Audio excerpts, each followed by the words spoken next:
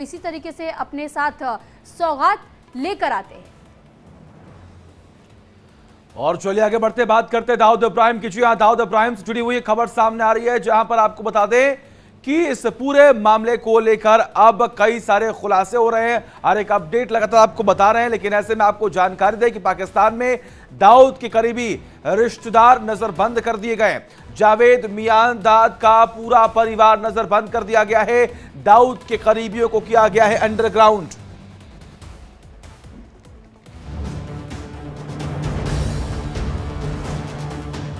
क्या मारा गया हिंदुस्तान का मोस्ट वांटेड?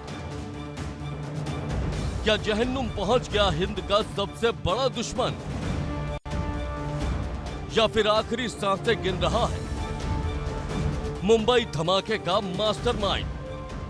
पाकिस्तान से लेकर हिंदुस्तान तक अफवाहों और अटकलों के बीच ये वो सवाल है जिसने पाक आर्मी चीफ आसिम मुनीर की नींद उड़ा दी है। पाकिस्तान की खुफिया एजेंसी ISI का चैन छीन लिया, वहां की सरकार को सख्ते में ला दिया, क्योंकि कराची के सबसे सुरक्षित माने जाने वाले जिस डिफेंस इलाके में दाऊद इब्राहिम ISI और पाक आर्मी के सरपरस्ती में रह रहा था, वहां किसी अज्ञात शख्स ने उसे जहर देकर मारने की कोशिश की है। ये दावा पाकिस्तान के पत्रकार आरजू काजमी ने खुद किया है।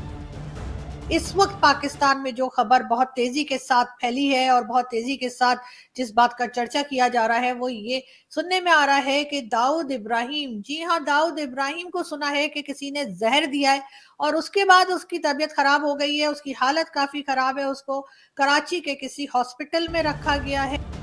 1993 मुंबई हमलों के गुनहगार और मोस्ट वांटेड आतंकी दाऊद इब्राहिम को लेकर आई इस बड़ी खबर पर हालांकि अभी तक वहां की सरकार और सेना ने कोई आधिकारिक बयान नहीं दिया,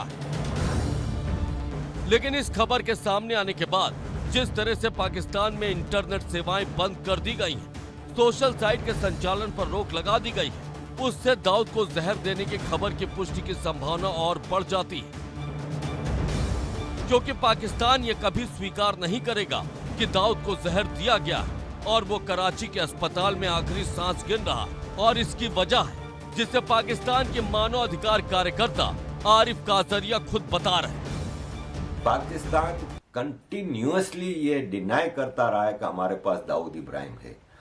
आज अगर पाकिस्तान ये कंफर्म कर दे कि दाऊद इब्राहिम को जहर दे दिया है तो जवाब कैसे देगा? जनरल आसिम मुनीर इस वक्त अमेरिका में है। सबसे पहले तो अमेरिका ने आसिम मुनीर को कपड़े उतार के उल्टा लटका के छितर मारने कि तुम लोगों ने झूठ बोला है। तो अगर दाऊद इब्राहिम को जहर दिया गया है तो ये कभी भी कंफर्म नहीं होगा। ये मरा जाएगा ना तो उसको चुपचाप दफन कर देंगे और कोई बात नहीं कि वो मर चुका हो। आज जहर से नहीं तो पहले मर चुका हो, किसी को पता ही नहीं है। जी हाँ, पाकिस्तान को पता है कि अगर उसने एक बार ये मान लिया कि दाऊद उसके यहाँ था तो फिर अमेरिका उसे छोड़ेगा नहीं, और बड़ी मुश्किल से जो FTA का शिकंजा ढीला पड़ा है वो फिर ऐसा कसेगा कि पाकिस्तान की हालत पानी मांगने लायक भी नहीं रहेगी। इसीलिए पाकिस्तान दाऊद को जहर देने की खबर को छुपा रहा है। Bureau report, India daily live. और इस पर ज्यादा जानकारी के साथ न्यूज रूम से हमारे सहयोगी अंजनी हमारे साथ जुड़ चुके हैं। Anjani, over to you.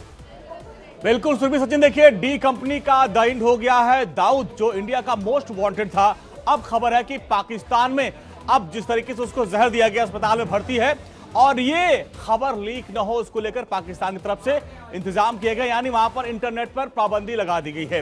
अब हम जरा आपको डी कंपनी के बारे में समझाते हैं। ये दाऊद किस तरीके से भारत का मोस्ट वांटेड था और यहां से वो दुबई फिर पाकिस्तान में शरण लिया, वहां पर ISI का पिट्ठू बना हुआ है।